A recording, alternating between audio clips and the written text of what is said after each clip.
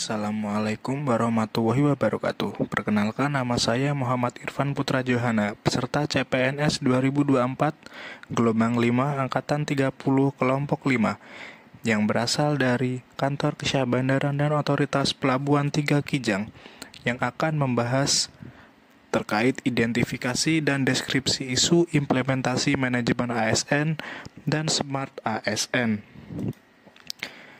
Pertama, manajemen ASN. Manajemen ASN adalah pengelolaan ASN untuk menghasilkan pegawai ASN yang profesional, memiliki nilai dasar etika profesi, bebas dari intervensi politik, bersih dari praktek korupsi, kolusi, dan nepotisme. Manajemen ASN itu sendiri lebih menekankan kepada pengaturan profesi pegawai sehingga diharapkan agar selalu tersedia sumber daya ASN yang unggul dan selaras dengan perkembangan.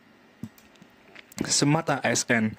Smart ASN yaitu definisi dari ASN dengan kompetensi, kinerja, serta profesionalisme yang tinggi sehingga mampu beradaptasi dan semakin responsif terhadap perubahan dan pencapaian tujuan organisasi.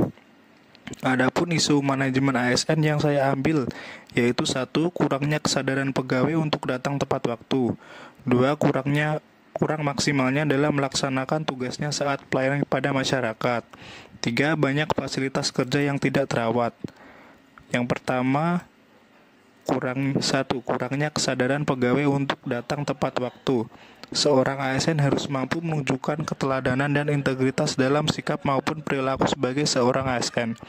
Penyebabnya kurangnya kesadaran pegawai terhadap peraturan yang ada, tidak adanya hukuman bagi ASN yang terlambat, dan akibatnya yaitu waktu bekerja menjadi lebih sedikit sehingga tidak efisien dalam menyelesaikan tugas, dan citra ASN yang menjadi buruk di mata masyarakat.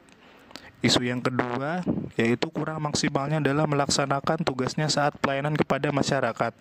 Seorang ASN harus menjalankan tugas dan memberi pelayanan terbaik kepada masyarakat.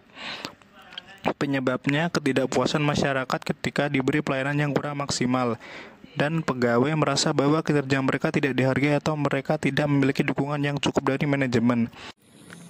Akibatnya, mungkin karena merasa tidak dihargai atau diabaikan, kepercayaan masyarakat terhadap institusi menjadi turun.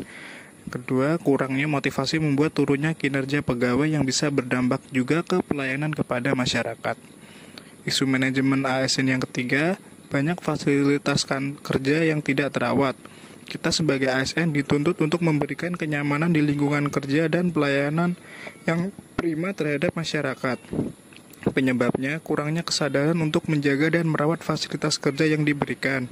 Kedua, tidak adanya pedoman yang jelas dan tegas tentang sistem perawatan fasilitas kerja. Akibatnya, meningkatnya beban kerja pada saat melaksanakan tugas dan tidak dapat menjalankan tugas dengan prima.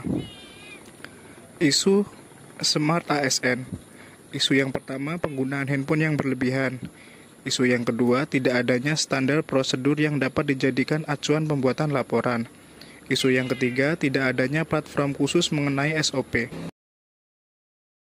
Isu Smart ASN yang pertama, penggunaan handphone yang berlebihan. Kita sebagai ASN dituntut untuk profesional, mengirim pesan teks, bermain game, atau menggunakan media sosial secara terus-menerus saat bekerja dianggap tidak profesional dan merugikan reputasi individu maupun instansi. Penyebabnya penggunaan ponsel yang berlebihan mengganggu fokus pada pekerjaan.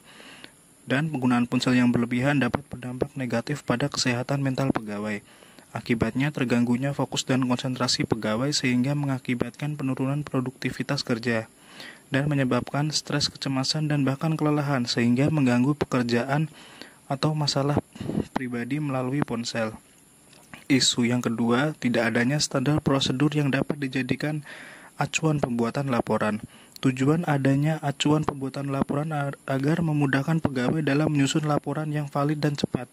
Harapan jangka panjangnya adalah efisiensi dan peningkatan kinerja pegawai. Penyebabnya kurangnya kompetensi mengenai penyusunan laporan dan tidak adanya SOP tentang penyusunan laporan. Akibatnya, yang pertama, keterlambatan dalam pengumpulan laporan yang valid dan menurunnya kualitas kerja pegawai. Isu yang ketiga, tidak adanya platform khusus mengenai SOP. Platform bertujuan untuk memudahkan proses kerja pegawai yang dirotasi dan dapat dijadikan sumber informasi mengenai bagaimana proses organisasi berjalan dan saling terlibat. Penyebabnya kurangnya kesadaran mengenai pentingnya SOP dan kurangnya sosialisasi terhadap pegawai mengenai SOP yang berlaku. Akibatnya proses internalisasi pengetahuan serta sosialisasi mengenai SOP menjadi kurang efektif dan resiko terjadinya kelainan apabila terjadi kesalahan prosedur saat bekerja. Itu isu yang dapat saya sampaikan. Mohon maaf. Terima kasih. Assalamualaikum warahmatullahi wabarakatuh.